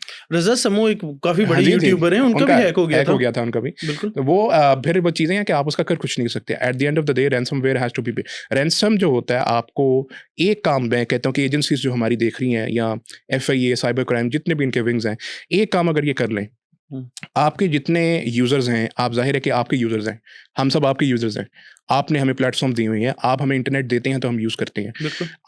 आप एक सिक्योरिटी लेयर अपनी भी ऐड कर लेना बीच में। आपने हमें छोड़ा हुआ है फेसबुक की सिक्योरिटी पे, व्हाट्सएप की सिक्योरिटी, अच्छी बात है, 2 फैक्टर वेरिफिकेशन लगाएं, अपनी हर किस्म की वेरिफिकेशन करें। आप देखें, जब आप किसी अनवेरीफाइड जो नॉन PTF फोन है उसमें सिम डालते हैं तो वार्निंग आ जाती है ना, उनको पता चल जाता है कि भाई इसका IMEI रजिस्टर्ड नहीं है मेरे साथ, तो मैं नहीं चलने दूंगा। बिल्कुल। आप जब किसी भी लोकेशन, आपको पता है जो बैंकिंग जो एप्स हैं उनके अंदर GPS लोकेशन मैंडेटरी कर दी गई है कि आप अगर ये प्रोवाइड कर देंगे कि मेरी जो डिवाइस लोकेशन है वो तो ये थी, मेरा अकाउंट कहीं और से एक्सेस कैसे हो गया, तो आपको वो मिल जाती है, प्ली मिल जाती है, आपकी रकम अगर गई भी है तो वो वापस आ जाती है, वो रिटर्न डाल देते हैं आपको।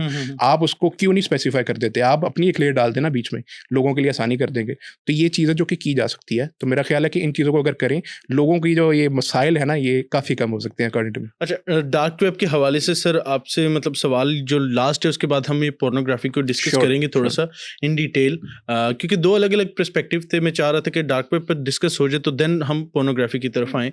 Sir, dark web and Islam, Islamic students को, इस्लामिक सोसाइटी को, as a Muslim, dark web से हमें क्या ख़तरात लाहक हैं, और हम कैसे अपनी सिक्योरिटी और सेफ्टी को मतलब यकीनी बना सकते हैं? देखें, 2 चीज़ें तो बिल्कुल ज़ाहिर होनी चाहिए हर बंदे के लिए।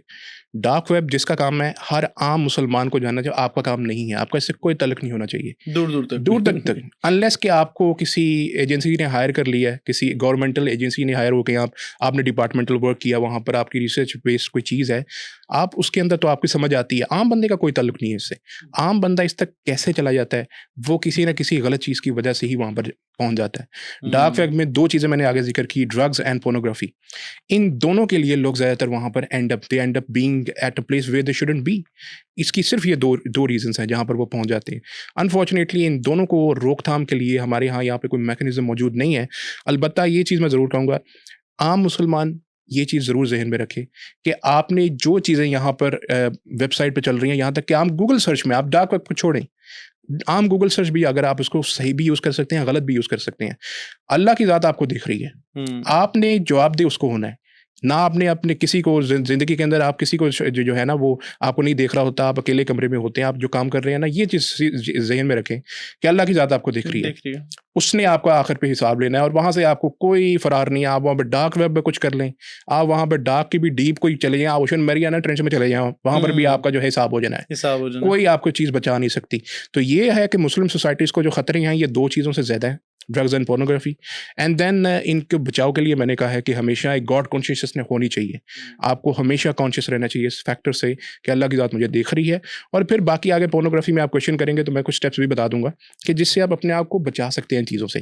किसी भी गलत लिंक पे क्लिक ना करें, कहीं पे भी आपको लग रहा हो कि कुछ दाल में काला है, कोई ज़रूरत नहीं है आपको उसको जाके विज़िट करने की। मैं नहीं कहता हर बंदा जाके वर्टू फ़ोन खरीद ले, हर एक की रेंज में नहीं है, वो काफ़ी महंगी चीज़ है।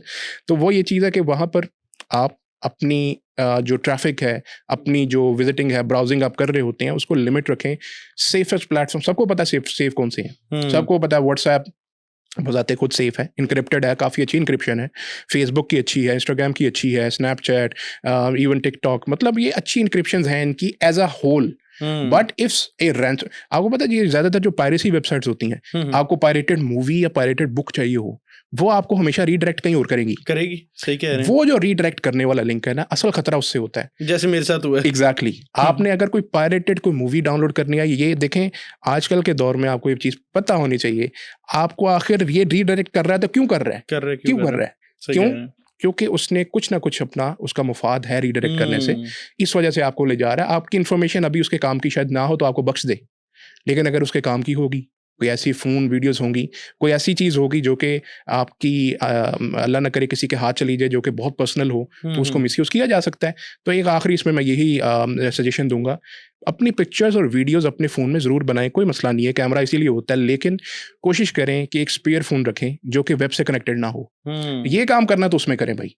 अगर आपने वेब से कनेक्टेड फ़ोन रखा हुआ है तो उसमें आपकी जो चीज़ें हैं ना, आपकी गैलरी सेफ असल तो होने ही नहीं चाहिए इस तरह की ऑब्वियसली, लेकिन कैमरा पुराने दौर में डिजिटल कैमरा होता था ना, डिजिटल कैमरा जिसके अंदर अच्छी होती थी उसकी रील वाला नहीं, डिजिटल भी था एक। अच्छा, डिजिटल जिसके अंदर मेमोरी कार्ड डलता था, वो अच्छे कैमराज होते थे, वो बड़ी अच्छी चीज़ है। अगर आपको वीडियोस और उसका पिक्चर्स का शौक है ना, तो उस कैमरा को यूज़ करें। उस कैमरा के मेमोरी कार्ड उसके अंदर होता है, उसको यूज़ करें और आपका वो जो डेटा है वो ये वाला सेफ रहे कम से कम। बाकी जो चीज़ है वो देखी जाएगी, लेकिन ये इसको सेव करने के लिए अगर फ़ोन है तो उसको जो वेब से कनेक्टेड नहीं है, उसमें सिम वगैरह नहीं डाली, उसको यूज़ कर लें और या फिर कैमरा यूज़ करें। ठीक हो गया डॉक्टर साहब। अब आते हैं एक ऐसी चीज़ के ऊपर, क्योंकि कहा यह जाता है ऑब्वियसली कि जब एक दौर था मुस्लिम्स का, एक प्राइम टाइम था, तो कहा यह जाता था कि मुसलमान हार नहीं रहे हैं तो एक काम कर दिया जाए कि मुसलमान माशरे के अंदर फहाशी फैला दी जाए तो मुसलमानों का जवाल शुरू हो जाएगा। और वो फिर हमने देखा भी। आज के दौर में मतलब इजी एक्सेस है, जैसे हमारी पीछे लिंक के ऊपर बात हो रही थी, लिंक्स के ऊपर कि वीडियो लीक्स हो जाती हैं, उनके लिंक्स बांटे जा रहे होते हैं। अब देखें एज अ सोसाइटी हम कहाँ पर स्टैंड कर रहे हैं कि उसको वायरल करने वाला कौन है। वायरल करने वाले वो लोग हैं, क्योंकि ऑब्वियसली हमें यूथ देख रही होती है, वो इस चीज़ को समझेंगे कि यूट्यूब के ऊपर या फेसबुक के ऊपर लोग आके पिक्चर डाल देते हैं, लीक करके एक मीम बना देते हैं और नीचे लोग आके ना कह रहे थे please link send me the link, और कुछ नहीं लिखा होता कि जी मेरे पास लिंक है, इनबॉक्स में आके मुझसे ले लो। बिल्कुल। और दोस्तों के ग्रुप्स के अंदर बाकायदा तौर पे शेयरिंग हो रही होती है, फैलाया जा रहा होता है कि लेट्स से यार अगर हो भी गया, किसी की बहन बेटी से हो गया, ये सरजद हो गया, या लेट्स से किसी लड़के से हो गया, फैलाने का मेरा नहीं ख्याल कि शायद कि आप बेहतर बता सकते हैं कि जो लोग इसको फैला रहे होते हैं वो बराबर का गुनाह में शरीक हो रहे होते हैं। तो एक तो ये एक फैक्टर है कि जो पोर्नोग्राफी है सोसाइटी में इस तरह से फैल रही जी है। हाँ। नंबर 2 कि ये मुस्लिम सोसाइटी में जिस तरह से ये आम हो गई हुई है, तो इसका क्या हल है? कैसे इसको रोका जा सकता है? इसके क्या नुकसानात हैं? इसको तफसीलन अगर बताएंगे ऑडियंस के लिए तो बड़ा बेनिफिशियल होगा। देखें, जो शुरुआत आपने पोर्नोग्राफी की बताई उसमें कोई शक नहीं है, इसी तरह से था। मुस्लिम जो स्पेशली जो मुस्लिम भी नहीं बल्कि ये जो क्रिश्चियन टेम्पलर जो सोल्जर होते थे ना, ये उनको डिस्ट्रैक्ट करने के लिए, बिकॉज अगर एक फ़ौज, एक आर्मी बहुत ज़्यादा फोकस्ड है अपने गोल की तरफ, तो उसको हराना मुश्किल हो जाता है, कोई भी हो, चाहे उनकी तादाद कम ही हो। तो उनको अगर आप डिस्ट्रैक्ट करने में कामयाब हो जाएं किसी तरह से, आपको पता है कुछ एजेंट्स को भी इसीलिए हायर किया जाता था पिछले ज़मानों में कि उनको डिस्ट्रैक्ट कर लें किसी तरह से। कोई फीमेल एजेंट ऐसी हायर कर ली जो उनको डिस्ट्रैक्ट कर ले उनके किसी बड़े को, और वो फिर उसे किसी ना किसी तरह से कॉम्प्रोमाइज़ करवा दे, कुछ न कोई ऐसी कॉम्प्रोमाइजिंग इन्फॉर्मेशन उससे निकलवा ले, ये वाली चीज़ें होती थी। आहिस्ता आहिस्ता फिर जो आम आर्मी है उस ज़माने के अंदर चूँकि कैमरा और ये चीज़ें नहीं थी, तो हाथ से बनाकर जो है वो न्यूडिटी जो है पोर्नोग्राफी की शक्ल में, असल पिक्चर्स बना के पोर्नोग्राफिक कंटेंट ड्रॉ असल में करके। तब ये होता था। Pornographic content used to be pictures, जो हैंड ड्रॉन पिक्चर्स होती थी पहले ज़माने की जब शुरू हुई थी। खास तौर पे इटालियन जी, म्यूजियम्स जी, में जी। जाए, फ्रेंच म्यूजियम में जाए तो वो हमें मिलती भी वो हैं तो इस उनका तरह के। कल्चर था ना, जो कल्चर था। ग्रीक्स का कल्चर था। ग्रीक्स का कल्चर था, वो बिल्कुल सही कह स्टैच्यूज रहे और अपने स्कल्पचर्स ऐसे बनाते थे जो कि न्यूड होते थे, ये Nude उनका होते कल्चर, थे। उनका पार्ट का कल्चर का पार्ट था। लेकिन जो स्पेशली इस किस्म के एक्ट के जरिए से pornographic content, it used to come in the shape of hand drawn images. ऐसा ऐसा ही चीज़ जैसे कन्वर्ट हुई, तो इसके अंदर मैं जिक्र ज़रूर करना चाहूँगा आपको, और ऑडियंस को शायद पता भी हो, लेकिन दोबारा से मैं ज़रूर जिक्र करता हूँ। ये जो पोर्नोग्राफिक वेबसाइट्स हैं पूरी दुनिया में चलने वाली, इनके 75% से ज़्यादा जो ओनर्स हैं वो जूइश हैं। अच्छा, जी हाँ, अगर आप इसको वेबसाइट के ऊपर जाके सर्च भी करेंगे गूगल पे, तो बड़ी-बड़ी जो वेबसाइट्स हैं, पोर्नोग्राफिक वेबसाइट्स, उनके जो ओनर्स हैं वो जूइश हैं। जूइश है। देखें, अगर जो जूइश कल्चर है या जूइश रिलीजन है, उसके अंदर भी पोर्नोग्राफी और इस किस्म की चीज़ें अलाउड नहीं है। तो फिर क्या मकसद हो सकता है? क्या वजह हो सकती है कि वो पोर्नोग्राफी बना रहे हैं? उसकी वजह ये है लोगों के माइंड्स को कंट्रोल करने के लिए। लोगों का माइंड कंट्रोल करेंगे तो आप उनके ऊपर अपना हाथ, अपना अंगूठे के नीचे उनको ला सकते हैं। उनके ऊपर अपना ज़हनी गलबा, आप जब तक किसी को ज़हनी तौर पे गुलाम नहीं बनाते ना, तब तक वो आपको गुलाम नहीं बनेगा। आपको पता है कि जो जापान के ऊपर अमेरिका ने एटॉमिक बॉम्ब्स 2 जगह पे गिराए थे, हिरोशिमा नागासाकी पे, तो उनको क्यों ज़रूरत पेश आई? मतलब कि उनसे वो जापान छोटा है, अमेरिका बड़ा है, अमेरिका के पास आर्मी ज़्यादा थी, टेक्नोलॉजी तब भी ज़्यादा थी। उसकी एक वजह थी वो जो ज़हनी तौर पे उनको नहीं हरा पाए थे। जापानीज़ के बारे में मशहूर था कि ये मर जाएँगे लेकिन ये हार नहीं मानेंगे। आप जब तक किसी को मेंटली तौर के ऊपर नहीं हरा देते, तब तक आप उसको फिज़िकली तौर पे नहीं हरा सकते। वो कहते हैं, एक बड़ा मशहूर जुमला है, हारता हुआ जो हार मान जाता है। मेंटली तौर पे आपको काबू करने के लिए, आपका डिफीटेड माइंडसेट बनाने के लिए, आपको ऐसी चीज़ों के अंदर उलझा देने के लिए जिससे आपकी ज़िंदगी बिल्कुल 0 + 0 = 0 हो जाएगी, उसके लिए इस किस्म का कंटेंट को बनाना शुरू किया गया। Why there is a Jewish lobby behind it, that pretty much answers it, to control people's mind, and of course it gives them lots of money. इसमें कोई शक नहीं है कि वो इंडस्ट्री है, ब्लैक इंडस्ट्री है, जो गलीज किस्म की इंडस्ट्री है जिसमें पैसा भी बहुत है। और इसकी वजह से फिर आगे वाले चलने के बाद देखें, यहाँ पर जैसे मैंने कहा शुरू में इस फॉर्म में शुरू हुई, फिर उसके बाद पिक्चर्स की शुरू में, पिक्चर डिजिटल इमेजेस की शुरू में, और फिर जो है वीडियोस की शक्ल के अंदर अमेरिका से हर चीज़ जो है आपको पता वहीं से आती है, और उसके बाद यहाँ पर हमारे एरियाज़ में ईस्टर्न जो है वो हेमिस्फीयर में आ जाती है। हम लोगों के अंदर भी पहले शर्म हया का तसव्वुर बहुत इंटेग्रल था, हर एक की ज़िंदगी का पार्ट था। आहिस्ता आहिस्ता हमें भी मेंटली काबू करने के लिए, हमारी जो ज़हनीत है उसको इस कदर गंदा कर देने के लिए, इन चीज़ों को हमारे यहाँ पर सरायत करवाया गया कि why would someone spend a lot of money and present it to you for free, for absolutely free. Why? Because उनका कोई पर्पस होगा, they mean something through it. वो कहते हैं ना, आजकल के ज़माने में एक बड़ी मशहूर चीज़ है कि अगर कोई चीज़ आपको मुफ्त दी जा रही है तो वो चीज़ मुफ्त नहीं है, आप हैं उसकी price. You are the price, सही कह रहे हैं। Your attention is the price.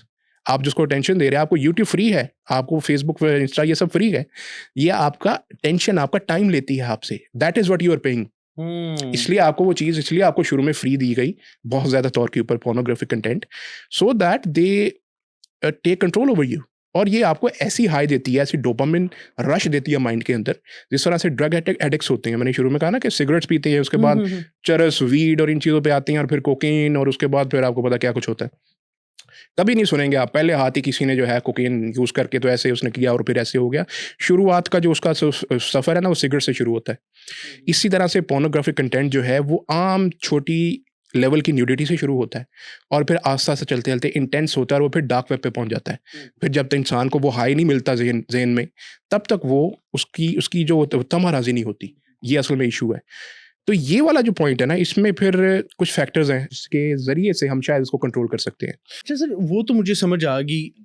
इसमें मेरे लिहाज से जो मैं पर्सनली समझता हूँ कि जो वेस्टर्नाइजेशन वाला जो एक कॉन्सेप्ट है ना, कि आप जैसे वो कह रहे हैं कि डोपामिन इंक्रीज होता है माइंड के अंदर और हाफ न्यूडिटी से जी शुरू हाँ, होता है और वो फिर वो एक एक्सट्रीम पर जाता है। बिल्कुल। तो डोंट यू थिंक कि जो सोसाइटी के अंदर वेस्टर्नाइजेशन का जो कॉन्सेप्ट है कि शुरू के दौर में, पिछले दौर में देखा जाए तो खुद को कवर करना या इस तरह से संभाल के चलना ख़वातीन के लिहाज से एक बड़ा वो एक था, लेकिन एग्ज़ैक्टली। आजकल के दौर में देखें, मैं बड़े एहतियात से बात कर रहा हूँ, लेकिन है कि हम किसी को क्वेश्चन नहीं कर सकते, जी, किसी इंडस्ट्री के बंदे को क्वेश्चन नहीं कर सकते हम उसके।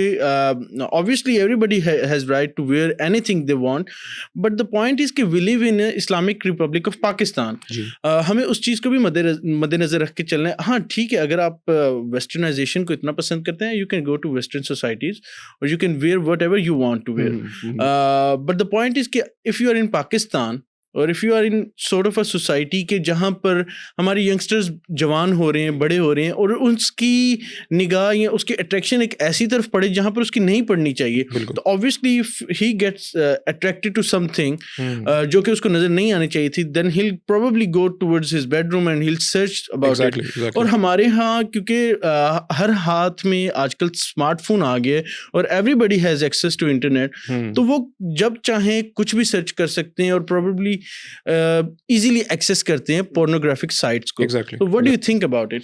देखिए, सबसे वही बात है कि it all starts from the lower level. हमेशा ये चीज़ लोअर लेवल से ही शुरू होगी। शुरुआत में आप अपने दोस्तों के साथ इनडिसेंट गुफ्तगू शुरू करेंगे। ये शुरुआत इसकी होती है इस तरह और से। हमारे यहाँ ये आम है। ये आम है। It is considered cool for some odd reason. It is considered cool, ठीक है। इनडिसेंट गुफ्तगू क्या है, कोई बात नहीं। इनडिसेंट गुफ्तगू से वो चीज़ फिर अगला स्टेप यही होता है कि लाइक वो इसमें से कोई ना कोई एक सोसाइटी के अंदर वही होता है ना कि you are known by the company you keep. आपको वो जो कंपनी होती है उसमें से ऐसा हो जाता है कि कुछ ना कुछ ऐसा शख्स होता है जिसको एक्सेस होता है इन चीज़ों का। वो ऐसा-ऐसा उसकी बातें शुरू कर देता है कि ऐसी-ऐसी भी चीज़ होती है। हम सबके बचपन में आपको पता होगा कि इतना, अब हम मिलेनियल्स हैं, मुझे आपका पता नहीं आप जेन ज़ी हैं कि क्या हैं। लेकिन मिलेनियल्स का ये होता था क्योंकि टेक्नोलॉजी डेवलप हो रही थी। हमें बचपन के अंदर ज़्यादातर गाइडेंस हर एक स्टेप पे मिलती। बाहर जाना है, किसी से कोई चीज़ नहीं लेकर खानी, किसी अनजान बंदे से बात नहीं करनी। ये सारी चीज़ें गाइडेंस मिलती थी ना कदम-कदम के ऊपर। इवन यहाँ तक होता था कि अगर कोई सेंसिटिव टीवी प्रोग्राम है ना, तो Exactly. हमें कहते थे उठ के आप चले जाएं बाहर। Exactly. Even if the parents would see a little bit of nudity, they will ultimately एक सेकंड के अंदर वो चेंज कर देंगे या बंद कर देंगे। बंद कर देंगे। ये ऐसे वाली तो- चीज़ थी। ये क्यों थी? बिकॉज़ एक तो ये है कि पेरेंट्स का बहुत अहम रोल है। पेरेंटल गाइडेंस बहुत अहम चीज़ होती है कि आपको ये चीज़ हम बहुत सुनते हैं, सर आजकल के ज़माने में सेक्स एजुकेशन होनी चाहिए। बड़ी अच्छी चीज़ है भाई, किसने रोका है? आप बताएं, गुड टच बैड टच बताएं। बिल्कुल सही। बहुत अच्छी चीज़ है, बच्चे को पता होना चाहिए। बच्चे का ज़हन कच्चा होता है, उसको नहीं पता कि भाई ये क्या चीज़ है, मुझको तो नहीं, वो तो दुनिया में एक्सप्लोर कर रहा है। बच्चे की तो सेक्सुअलिटी डेवलप नहीं हुई होती। मज़े की बात है, जितने भी लोग हैं आजकल आपको पता है अजीबो किस्म की कम्युनिटीज़ हैं, LGBTQ है, वो प्लस है और पता नहीं क्या क्वीयर्स बने होते हैं। क्या हो रहा है, बढ़ती बात जा ये है रही है। कि बात ये है कि क्या देते हैं वो जी, you are born that way, you are born gay. और भाई पैदा होने के साथ तो बंदे की सेक्सुअलिटी डेवलप नहीं होती, वो तो प्यूबर्टी पे होती है। तो how can you be born gay? ये तो नामुमकिन है। ये तो it is something related to sexuality. आप कह रहे हैं कि वो बॉर्न इस तरह से है, अभी बच्चे की तो होती नहीं सेक्सुअलिटी, उसको तो पता ही नहीं है चीज़ क्या है। उसको जब पता ही नहीं होगा तो कैसे वो अपने आप को एक्सप्लोर करता है प्यूबर्टी के बाद, और उसको वो चीज़ तब जाहिर होती है। दैट इज वेयर कि उससे पहले का जितना टाइम है वो है पेरेंट्स का अपने बच्चों को गाइड करने का टाइम, गाइड करने का कि ये इस तरह से चीज़ है, इस तरह से होगी। और सबसे अहम चीज़ कि आपको ये चीज़ बताई जाए, जैसे मैंने वो मिसाल दी ना कि हमने एक बच्चों के ऐसे ट्रिगर्स हमारे बनाए जाते थे, किसी से चीज़ नहीं लेकर खानी, किसी अनजान बंदे से बात नहीं करनी, तो हम डर जाते थे ना, नहीं करते थे। बिल्कुल नहीं करते थे। कि आजकल के ज़माने में ईजिएस्ट हल है, बच्चे को पेरेंट्स बताएं आपका ट्रिगर है न्यूडिटी। आपने थोड़ी सी भी जहाँ पे न्यूडिटी देखनी है बेटा, वहाँ से भागना है, या उस चीज़ को आपने आगे पीछे कर देना, कि इधर कर देना है, बच्चे को पता हो भाई ये बहुत बुरी चीज़ है। आप जब इतना होगा ना तो न्यूडिटी आप बता देंगे उसको कि क्या है। आपको बताना चाहिए बच्चे को कि ये जो शख्सियत आप देख रही हैं, मर्द या औरत, पूरा ढका होना चाहिए। उनके किसी किस्म की न्यूडिटी क्या होती है वो बता दें। ये चीज़ होगी तो ये उस तरह से बताएं जिस तरह से आप किसी को बाहर से किसी से चीज़ खाने से मना करते हैं। वो बाज हो जाता है, पूरी ज़िंदगी नहीं खाता, पूरी ज़िंदगी नहीं खाएगा बच्चा। उसको पता होगा कि नहीं, मैंने ये काम नहीं करना। जब ये बता देंगे ना कि न्यूडिटी से बचना है, ये इसका अगला स्टेप फिर होता है पोर्नोग्राफी, इसका अगला स्टेप फिर होता है इंडिसेंट गुफ्तगू, इसका अगला स्टेप होता है हर किस्म की अजीब किस्म की जो लतें लग जाती हैं, वो फिर अगले स्टेप्स होते हैं। जब पहले से वो ट्रिगर बना होगा कि ये न्यूडिटी है और उसको फ़ौरन से पहले मैंने बस इससे भाग जाना है, बच्चा वाक़ई उसको वो बुरी चीज़ समझ के उससे भागेगा। सर उसको हमारे यहाँ तो हाँ। देखें ना कि ये भी होता था कि पुराने ज़माने की अगर पिछले दौर की बात करें, जब तक कि स्मार्टफ़ोन्स बहुत ज़्यादा आम नहीं थे, एग्जैक्टली कि एक टीवी प्रोग्राम चल रहा होगा या कुछ भी होगा तो हम हॉल में बैठ के या फैमिली के साथ जी, बैठ जी। के टीवी ड्रामा या फिल्म को हम एंजॉय करते थे बिल्कुल। फैमिली के साथ। अगर कोई ऐसा सीन आ गया तो फ़ौरन चेंज हो एग्जैक्टली जाता था और पेरेंट्स यूज्ड टू नो कि हमने क्या दिखाना है और क्या नहीं। TV Exactly. रिमोट हाथ में होता था और वो Exactly. चेंज हो जाता था। बिल्कुल बिल्कुल आज के दौर में क्योंकि स्मार्टफोन्स हर बच्चे के हाथ में हैं और वो अपने बेडरूम में अगर बैठ के डिस्कशन भी हो रही है तो दो चार हमारे दरमियान भी होता है। अगर हम 6 दोस्त बैठे हुए हैं तो 4 उसमें स्मार्टफोन पे लगे होते हैं, अपने वो स्क्रॉल कर रहे हैं, Exactly. मैसेज कर रहे हैं, Exactly. वीडियो देख रहे हैं और 2 बात कर रहे होते हैं। तो हमारे यहाँ ये भी एक कॉन्सेप्ट है। अब बच्चा क्या देख रहे हैं स्मार्टफोन के पीछे, अपनी स्क्रीन के पीछे, हमें नहीं पता। वो Exactly. अपने रूम में क्या देख रहे हैं हमें नहीं पता। एग्जैक्टली नंबर 2 सर देखिए, डिजिटल पेरेंटिंग का एक कॉन्सेप्ट है। डिजिटल पेरेंटिंग कितनी इम्पोर्टेंट है? पेरेंट्स कौन से स्टेप ले सकते हैं? साइट्स को कैसे देख सकते हैं? साइट्स को कैसे ब्लॉक कर सकते हैं? और बच्चे को किस तरह से इन चीज़ों से, अगर तो मतलब कौन से ट्रिगर पॉइंट्स हैं आपको लग रहा है कि बच्चा आपसे अलग हो रहा है, इन प्राइवेसी वो इस तरह के कौन से Exactly. एक्शंस ले रहा है जिससे आप गेस कर सकते हैं कि ये इस तरफ जा रहा है? तो एब्सोल्युटली। उस बारे में थोड़ा सा बताइए। सबसे पहले तो आपने बहुत अच्छी तरफ एक इंडिकेशन दी कि जो पेरेंटल गाइडेंस है वो डिजिटल फॉर्म्स के अंदर भी पॉसिबल है। या लाइक आज अब वो दौर नहीं है कि अब तो लोग टीवी भी कम देखते हैं। अब तो जो है हर एक के हाथ में अपना फ़ोन है, वो उसी के ऊपर हर चीज़ देख लेता है। तो उस तरह से आपको फिजिकली आप इतनी निगरानी नहीं रख सकते, लेकिन they are certain applications available जो कि अपनी फ़ोन बच्चे के फ़ोन के अंदर इंस्टॉल होगी तो आपको उसके फ़ोन का एक्सेस या कंट्रोल हासिल होगा। आप उसको लिमिट कर सकते हैं उसके यूज़ को। यहाँ तक कि कुछ अच्छी वेबसाइट लाइक यूट्यूब है, उसके ऊपर ये एक्सेस है कि पेरेंटल गाइडेंस के बगैर आप स्पेसिफिक कंटेंट उस डिवाइस पे अलाउ नहीं कर सकते। वो पेरेंटल गाइडेंस के अंदर है, वो आपने उसको बता देना कि 18 माइनस है, मतलब जो प्यूबर्टी नहीं है जिस बच्चे की, तो 18 प्लस होना चाहिए। ज़ाहिर है कि उसके बाद आप उसको उसकी गाइडेंस जो आपने बचपन में दी होती है पूरी ज़िंदगी उसके वही काम आनी है। उससे पहले आप हर बच्चे को अंडर दैट स्क्रूटनी रखें। आप वो जो कंटेंट देख रहा है उसको आप लिमिट करें कि वो किस टाइप का कंटेंट देख सकता है और किस टाइप का कंटेंट नहीं देख सकता। इसी तरह से आप एक ज़माने के अंदर बड़ा अच्छा इनिशिएटिव लिया गया था, मुझे याद आता है आज से कुछ 10 साल पहले की बात है। ये असल में कुछ मसाइल सर्च इंजन से भी होते हैं कि सर्च इंजन में भी कभी-कभी गलत चीज़ शो हो जाती है। ऐसे ही आप देखना कुछ और जाते हैं। एक गलत आपने मतलब कुछ लिखना हाँ, चाह रहे हैं, गलती से कुछ सर्च हो और आ गया जाता तो है, कुछ भी खुल गया। कुछ और आ जाता है। एक बड़े अच्छे एक कोई थे जानने वाले मेरे, उन्होंने एक जो है ना वो सर्च इंजन बनाया था, उसका नाम था हलाल गूगलिंग.com। अच्छा। हाँ, हलाल गूगलिंग.com बनाया था। अच्छा सर, शुरू में बड़ा अच्छा चलता था ये सर्च इंजन, आप इसको गूगल की तरह यूज़ कर सकते थे, लेकिन आपको ये 2-3 चीज़ें बिल्कुल नहीं दिखाता था। एक पोर्नोग्राफी कंटेंट नहीं शो करता था रिजल्ट के अंदर, एक ये एंटी मुस्लिम कंटेंट शो नहीं करता था। अच्छा। हाँ, वो भी इसको ये मुझे याद आ कि कब आई थी ये सर्च इंजन तब बना था जब आपको पता है एक एंटी मुस्लिम फिल्म बनी थी जिसके बाद यूट्यूब बैन हो गया था पाकिस्तान में। हाँ, 2012 की बात है ये, एग्जैक्टली बिल्कुल। ये उस दौर के अंदर ये एक सर्च, अनफॉर्चुनेटली इसको वो फंडिंग ना होने की वजह से चला नहीं सका कोई, तो ये बंद हो गया बाद में। अभी भी इसको आप ओपन करेंगे तो खुल तो जाएगा, लेकिन वो फंक्शनल नहीं है। ठीक है। एक तो ये है कि कोई अल्लाह का बंदा को अच्छा सर्च इंजन बना दे और वो हमें अल्टरनेटिवली बच्चों के फ़ोन में कर दें कि भाई आपने इससे एक्सेस करना जो भी करना है। एक तो सबसे अच्छी चीज़ ये है, वो सर्च इंजन होगा, वो आपको शो ही नहीं करेगा ऐसे रिजल्ट जिससे कोई मसला होगा। सेकेंडली ऐसी एप्लीकेशन ज़ाहिर है जिससे आप बच्चे का फ़ोन का कंट्रोल आपके पास होता है, आपको पता चलता है वो क्या कंटेंट देख रहा है और आप उसके कंटेंट को लिमिट कर सकते हैं। ऐसी अच्छी एप्लीकेशंस जिनके अंदर ऑलरेडी बिल्ट इन फंक्शन होते हैं, यूट्यूब के अंदर होता है, दीगर जगहों पे आप उसको ये वाला काम भी करें, बच्चे की उसको रखें। दूसरी चीज़ कि फॉर एग्ज़ाम्पल कुछ ऐसी चीज़ें जो कि हुकूमती सतह के ऊपर भी मैं समझता हूँ एक बहुत अच्छा काम है कि यहाँ पे पोर्नोग्राफिक वेबसाइट्स को बहुत बड़ी तादाद में बैन किया गया है, वो आप एक्सेस नहीं कर सकते। लेकिन सोशल मीडिया के कुछ ऐसे प्लेटफॉर्म्स हैं, अनफॉर्चुनेटली ट्विटर है, एक्स, वो पोर्नोग्राफिक कंटेंट को अलाउ करता है अनफॉर्चुनेटली। अब आप अगर ट्विटर को इतना अरसा बैन कर सकते हैं, आप फायर वॉल लगा सकते हैं, Obviously, तो भाई उसको भी तो आप बैन कर सकते हैं। आपके लिए मुश्किल नहीं है वो, बिल्कुल नहीं है। क्यों आप नहीं कर पाते? मैं कहता हूँ कि आपके पास है ये सारी चीज़ें, ऐसा नहीं है कि नहीं है, आप कर सकते हैं उसको, वहाँ से भी आप कर दें उसको, आप उसको कर दें, बैन कर दें। आप इस चीज़ों को जो है देखिए, उनकी सोसाइटी है, हम वो लोग हैं, हम मशरकी लोग हैं, सही कह रहे हैं। हम मुस्लिम सोसाइटी से ताल्लुक़ रखते हैं, हमें अपने जो आउटकम है सोसाइटी की वो इस्लामिक ही रखनी है। हम नहीं उनको दिखा सकते अच्छा बन के कि जी हम आपकी तरह के, हम नहीं हैं उनकी तरह के। बिल्कुल सीधी सही सी कह बात रहे है। हैं, सही कह रहे हैं। आप अगर ये बात कहेंगे कि हम उनकी तरह के वो होंगे तो हमें पसंद करेंगे, भाई नहीं करेंगे।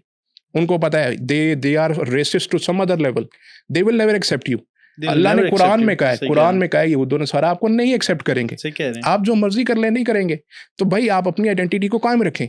आपकी आइडेंटिटी है यू आर ए मुस्लिम, और आपके जो मॉरल्स और वैल्यूज हैं वो उस मुताबिक होनी चाहिए। आपको उससे किसी तरह से भी इधर उधर नहीं हो सकते आप, आपको अलाउ नहीं है। आपको आपकी जिंदगी, आपकी इस जिंदगी का नहीं, अगली आखिरत का मसला है। आप कैसे करेगा? बात तो वो बातें हैं कि इन चीज़ों को जब तक आप, एक ये कि घर के लेवल पे पेरेंट्स जो हैं इन डिजिटल मैकेनिज्म को, इन डिजिटल जो है वो तरीकों को अपनाएं। पहली चीज़, हुकूमती सतह पे अगर कोई काम कर ले तो बहुत अच्छी बात है। हुकूमती सतह पे अगर कुछ पाबंदियां वगैरह और मजीद लग जाएं तो बहुत अच्छी बात है। ज़्यादा अच्छी बात है। तीसरी चीज़ है, इन ट्रिगर्स को बच्चों के ज़हनों में डाल दें। बचपन से ही उनको बताया हो कि भाई जैसे बेटा आपने बाहर से चीज़ लेकर नहीं खानी, वैसे ही न्यूडिटी के सामने आ गई ना, उससे आपने डर के भागना, ही बड़ी बुरी चीज़ होती है। बच्चों को बचपन में जिनों से डराया जाता है, जी जिन ना आ जाए, बड़ी बुरी जिन ही आ जाएगा, खाना नहीं खा रहा तो जिन आ जाएगा, कुछ ऐसा आ जाएगा तो बच्चा खा लेता है। तो भाई ये बात वो क्यों नहीं मानेगा? क्यों नहीं मानेगा? कहीं मतलब आप उसको मनवाएंगे तो मान लेगा। तो जब तक वो उसकी शऊर की ज़िंदगी नहीं पहुंचती तब तक वो इससे भागता रहेगा, दूर रहेगा। तो ये वो चीज़ें हैं जिससे आप उनको बचा सकते हैं। And then as a whole, like pornography is basically running your mind. मैंने आपको कहा वो डोपामिन रश आपको नहीं जब तक मिलेगा, आपकी सोल, आपके ज़हन सेटिस्फाई नहीं हो सका। आपकी ज़हन जो है, आपको पता है ये ब्रेन रॉट जो होता है, brain rot is not only limited to like the usage of social media and internet. No, it goes beyond that. And pornographic उसकी मिराज है। मैं उसी तरफ आना चाह रहा था कि मुझे बताएं कि कौन सी मेंटल इलनेस हो सकती है इसकी वजह से।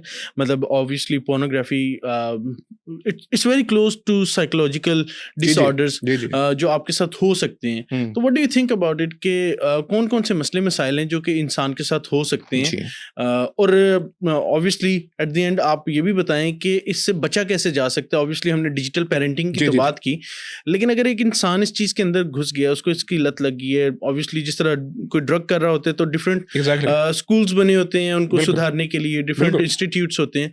तो व्हाट डू यू थिंक कि एक पोर्नोग्राफिक जो कि उसको पोर्नोग्राफिक कंटेंट की ड्रग लग गई है, तो वो उससे कैसे बच सकता है, कैसे छोड़ सकता है? आई थिंक ये बहुत इंपॉर्टेंट क्वेश्चन है, और इसमें सबसे अहम चीज़ ये, पहले तो आपने ये पूछा कि देखें, अब एक तो है ना, मैंने शुरू से बता दिया, बच्चे के लिए है कि उसको आपने ऐसे इस तरह से पेरेंटिंग करेंगे तो बहुत हद तक बच जाएगा। अब ये है कि वो एडल्ट जो कि इसमें पढ़ चुका है, अब उसका क्या करें हम? उसके लिए देखें 2-3 हल होते हैं। एक तो सबसे अहम और सबसे अच्छी जो एक हल है आजकल के ज़माने में, वो थेरेपी है। इसके लिए थेरेपी साइकोलॉजिस्ट के पास मौजूद है और अच्छी मौजूद है। लेकिन मैं उससे पहले ऐसी चीज़ बताता हूँ कि थेरेपी वही बंदा ले सकता है जिसको पता हो कि मेरे साथ कोई प्रॉब्लम है। सिर्फ वो शख्स जो कि in order to solve a problem you first have to acknowledge you have a problem. अगर आप वो नहीं उसको करेंगे एक्सेप्ट, तो आप किसी प्रॉब्लम को सॉल्व नहीं कर पाएंगे। इसीलिए आपने पूछा कि क्या होता है भाई आपके माइंड के अंदर, जैसे मैंने पहले कहा, आपका रिवॉर्ड सेंटर एब्सोल्युटली मेसअप हो जाता है। आपको दुनिया की और कोई चीज़ जो है आपको अच्छी नहीं लगेगी, दुनिया की कोई चीज़ रिवॉर्डिंग नहीं लगेगी, दुनिया की किसी और चीज़ में खुशी नहीं मिलेगी सिवाय इसके अंदर। सबसे बड़ा इसका फैक्टर जो आपकी ज़िंदगी को, आपके माइंड को रूइन कर देता है। दूसरा फैक्टर आपके यहाँ, आप देखिए कई किस्म के डिसऑर्डर्स की तरफ ये लीड कर सकता है। ऑब्सेसिव कंपल्सिव डिसऑर्डर है, ओसीडी जिसको कहते हैं। साइकोलॉजिकली आपको नार्सिसिस्ट बना सकता है। आपको लो सेल्फ स्टीम, एक बहुत साइकोलॉजिकल टर्म है, लो सेल्फ स्टीम भी पोर्नोग्राफी की बहुत बड़ा साइड इफेक्ट है कि आप जब एक ऐसे कंटेंट में देखने में पड़ जाते हैं, आपको आहिस्ता आहिस्ता अपने से ही नफरत हो जाती है कि यार मैं कितना बुरा इंसान हूँ। किसी का ज़मीर भी तो कॉन्शियस को क्या करेंगे, कुछ ना कुछ तो करेगा वो आपके साथ। तो आपको low self esteem anti social कर देगा, एंटी सोशल हो जाएंगे आप लोगों से गुफ्तगू नहीं कर पाएंगे, आपको उनसे गुफ्तगू करते हुए आप ऑड फील करेंगे। और सबसे बढ़कर अनफॉर्चुनेटली आप औरत ज़ात को अच्छी रिस्पेक्टेबल निगाह से नहीं देख पाएंगे। आप जितने सेक्स ऑफेंडर्स हैं, आप सबको जाकर देख लें, सबकी स्टोरीज पूछ लें, जिन्होंने भी अनफॉर्चुनेटली छोटे से लेकर बड़े तक, मैं वो तो बात करते ही हूँ जो बच्चों के साथ नौजुबिल्ला करते हैं, ये वो बड़े उम्र के अंदर जाकर भी अगर वो ऐसा कुछ करते हैं तो सबकी स्टोरी सुन लें, सबसे पूछ लें, सबके सब पॉर्न एडिक्ट होंगे। कितने ऑफेंडर्स हैं, सबके सब पॉर्न एडिक्ट होंगे। कोई ऐसा हो ही नहीं सकता कि वो पॉर्न एडिक्ट ना हो जिसने ये हरकत की हुई है। यहाँ तक वो आपको ले जाता है, आपकी ज़िंदगी और दूसरे की ज़िंदगी भी बर्बाद कर देता है। आपको ये एक्नॉलेज करना है सबसे पहले कि मैं बहुत बड़ी मुश्किल में फंस चुका हूँ, और फिर आपको उसके हल की तरफ आना है। आहिस्ता-आहिस्ता जैसे मैंने कहा कि आपको आपके अपने फ़ोन के अंदर भी कंट्रोल्स होते हैं वैसे तो, आप अपने फ़ोन के अंदर आप वो कंट्रोलिंग कर सकते हैं कि आप अपने आप को लिमिट कर सकें, एक फ़ोन यूसेज को लिमिट कर सकें कि घंटे बाद वो खुद ब खुद आपको ऑफ कर देगा कि भई आपका ऑफ टाइम आ गया, अब आप यूज़ नहीं कर सकते। तो बहरहाल कई चीज़ें हैं जो बंदा खुद कर सकता है, लेकिन professional help is also good. Therapy ली जा सकती है, लेकिन एक और चीज़ ये मैं बताता चलूँ कि पॉर्न एडिक्शन की जो थेरेपी है ना इज़ वेरी ट्रिकी। लाइक एक चीज़ जो मैंने देखी है, because as a medical expert myself I can tell, मेरे पास ऐसे केसेस भी आते हैं जिनमें एक फीमेल पॉर्न एडिक्ट होती हैं और अनफॉर्चुनेटली वो किसी मेल थेरेपिस्ट के पास चली जाती हैं और वो उनको एक्सप्लॉइट करना शुरू कर देता है।